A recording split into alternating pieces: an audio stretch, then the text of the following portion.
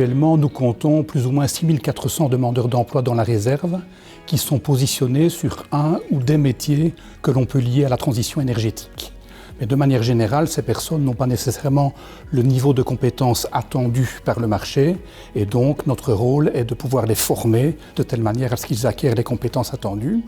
On parle ici de positionnement sur des métiers par exemple liés à la maintenance industrielle, liés aux installations électriques, liés aux réseaux de communication, à la voirie même, donc tous des métiers relativement classiques mais qui ont un rôle fondamental pour assurer la transition énergétique.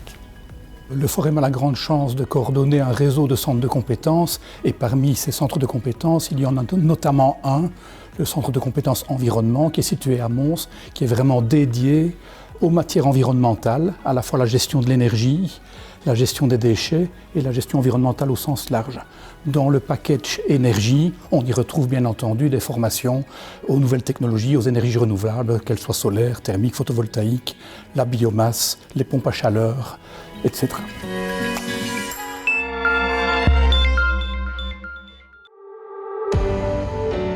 En Wallonie, la transition énergétique bat son plein. Le gestionnaire de réseau Ores investit massivement dans ses réseaux et dans les nouvelles technologies afin d'intégrer plus d'énergie renouvelable et d'accélérer la mise en place de solutions bas carbone. Si on veut prendre la mesure de la taille du projet, on peut le comparer comme si on vous demandait de construire et de doubler le réseau autoroutier de la Belgique en 15 ans, sans perturber le trafic. Et là, vous comprendrez très vite que ce n'est pas seulement les moyens financiers, évidemment énormes, et aussi les moyens matériels, mais aussi, et je dirais surtout, l'humain qui va changer et qui sera le facteur de la réussite. Ores recrute et forme de nombreux techniciens pour réaliser très concrètement cette transition énergétique. Les nouvelles recrues apprennent le métier sur le terrain au contact de formateurs expérimentés. Alors ici, on est en train de renforcer le réseau électrique pour pouvoir permettre aux gens d'installer des panneaux solaires, des bornes électriques, parce que nos réseaux sont saturés pour le moment, donc on doit renforcer les réseaux électriques.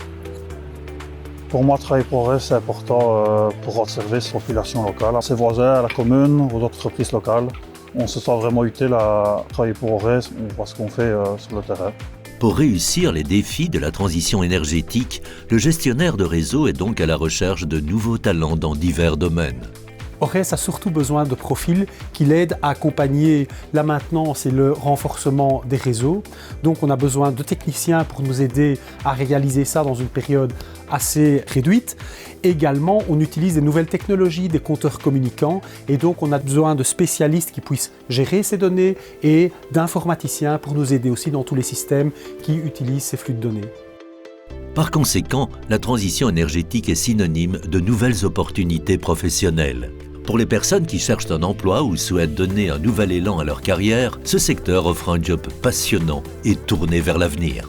Tout d'abord, Ores propose du sens puisque travailler chez Ores, c'est participer à la transition énergétique, c'est-à-dire travailler au monde de demain et rendre un service au public.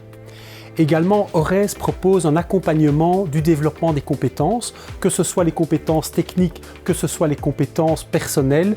Ores va proposer un programme d'accompagnement et de formation.